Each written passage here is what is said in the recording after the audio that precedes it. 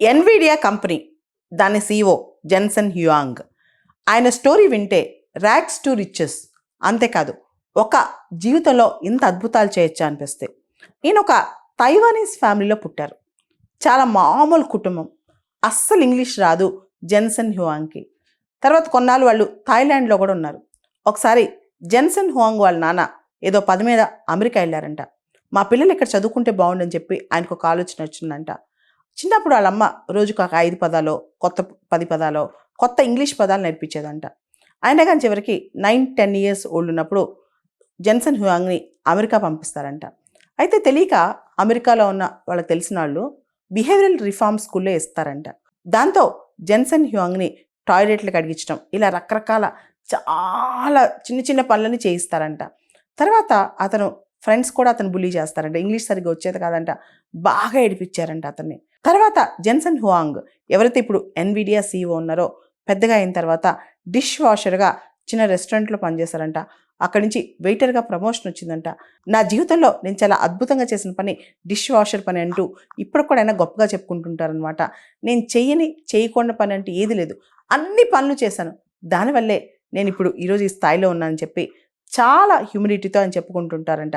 తర్వాత అక్కడే technology related కంపెనీస్లో పనిచేస్తూ ఈ సెమీకండక్టర్ చిప్స్ సంబంధించి చాలా నేర్చుకున్నారంట. స్లోగా సెమికాన్ కంపెనీ ఎన్విడియా స్థాపించారంట. ఎన్విడియా అనే మాట యాక్చువల్లీ లాటిన్లో ఇన్విడియా అంటే ఎన్వియస్నెస్ అంటే జెలసీ అని అర్థం అనమాట.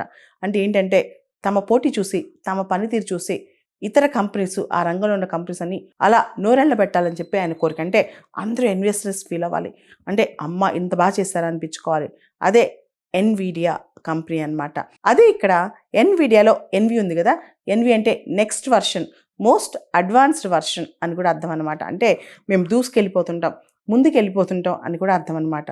Last year Nvidia company $5 trillion market cap hit చేస్తుంది.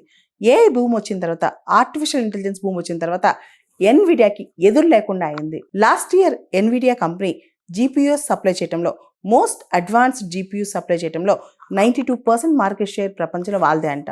దీనికి సంబంధించి ఒక ఏఐ ఎక్స్పర్ట్, ఆర్టిఫిషియల్ ఇంటెలిజెన్స్ ఫీల్డ్లో నిపుణుడు ఒక ఆయన ఏమన్నారంటే, ఏఐకి సంబంధించి ఒక పెద్ద యుద్ధమే జరుగుతుంది. ఈ ప్రపంచంలో ఏఐ అనే యుద్ధానికి ఎన్విడియా ఒక్క కంపెనీ మాత్రమే ఆర్మ్స్ డీలర్ అని చెప్పొచ్చు అని చెప్పి ఆ ఏఐ ఎక్స్పర్ట్ చెప్పుకొచ్చారు. ఒక ఇంటర్వ్యూలో జెన్సన్ హ్యూయాంగ్ ఎన్విడియా ఫౌండర్ ఒక మాట చెప్పుకొచ్చారు.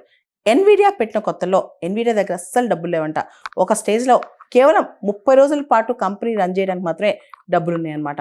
ఇప్పుడు ప్రపంచంలోనే అతిపెద్ద సెమికాన్ కంపెనీ ఎన్విడియా అయింది. ఎప్పుడైతే రివా 128 అనే చిప్పును తీసుకొచ్చిందో అప్పుడే ఎన్విడియా దిశ మారిపోయింది. ఎన్విడియాకి కంప్లీట్గా బ్రాండ్ నేమ్ వచ్చింది రివా 128 చిప్తోనే. ఆ తర్వాత ఎన్విడియా ఎక్కడా తిరిగి చూడలేదు. జీఫోర్స్ లైన్ అని చెప్పి మరొక చిప్ తయారు చేస్తుంది.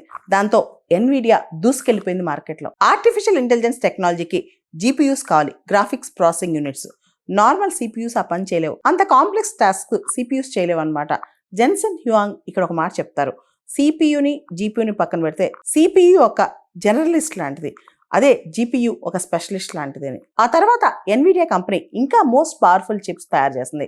మనం చూస్తే ఓపెన్ ఏఐ ఏదైతే చాట్ జీపీటీని తయారు చేసిందో అది ఏఐలో, జనరేటివ్ ఏఐలో ప్రపంచాన్ని ఆల్మోస్ట్ నిర్దేశిస్తుంది. ఈ ఓపెన్ ఏఐ ఏదైతే సూపర్ కంప్యూటర్ వాడుతుందో అది ఎన్విడియా కంపెనీ తయారు చేసిన 10,000 జీపీయూస్తో రన్ అవుతుంది. అంటే ఇప్పుడు ఎవరైనా సరే జనరేటివ్ ఏఐ కానీ, మోస్ట్ అడ్వాన్స్డ్ ఏఐ కంటెంట్ కానీ ఎన్విడియా వాళ్ళ జీపీయూస్, వాళ్ళ చిప్స్ మాత్రమే వాడాల్సిన పరిస్థితి. ఎన్విడియా కంపెనీ యొక్క ప్రాముఖ్యత మనం ఇక్కడ తెలుసుకోవచ్చు, ప్రపంచంలో విప్లవాత్మకమైన మార్పులు రావడానికి. ఎన్విడియా CEO జెన్సన్ హ్యూయాంగ్ ప్రపంచంలో ఒకప్పుడు టాయిలెట్స్ క్లీన్ చేశారు, డిష్ వాషర్గా అందరు డిష్లు కడిగారు, తర్వాత వెయిటర్గా పనిచేశారు. ఒకటా రెండా ఆయన చేయని చిన్న చిన్న ఉద్యోగాలంటూ ఏం లేవు.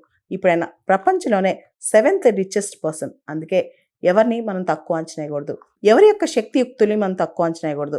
ఇది ఒక ర్యాగ్స్ టు రిచెస్ స్టోరీ. ఇది అందరికీ కూడా ఒక రోల్ మోడల్ స్టోరీ అని చెప్పొచ్చు.